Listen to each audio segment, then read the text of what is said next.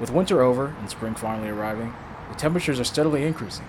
While I'm sure most are thankful for the change, there are others that are concerned with just how the rising temperatures will affect them.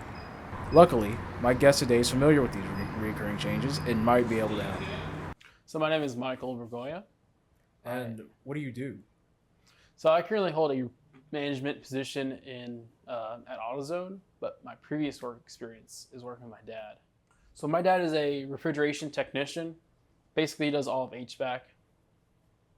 And if you guys don't know what HVAC is, it's just air conditioning, refrigeration, ventilation, any cooling system really.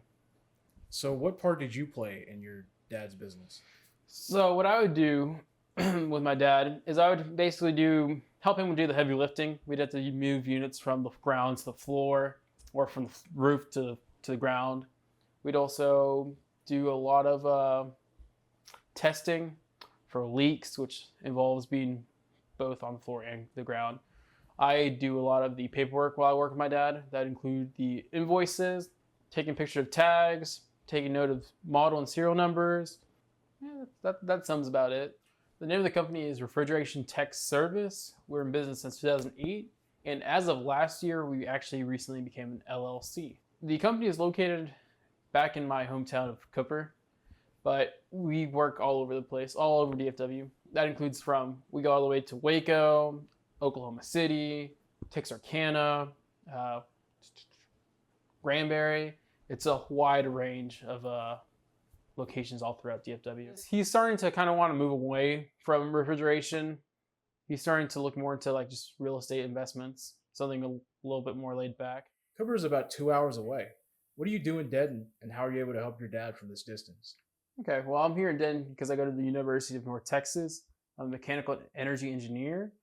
And what I do from this distance is basically I get quotes for equipment from multiple suppliers, see what's the most convenient for us and the job site. I also send quotes to customers via email. I have to send a lot of emails to customers.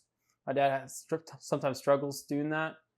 He usually resorts to just doing text only, but sometimes a lot of clients, especially the bigger ones, tend to like email more because they have to go through secretaries. So what classes are you taking right now? So I'm taking Cal 3.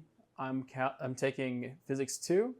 I'm also taking Geography and a business course. Those two last classes are for my minor.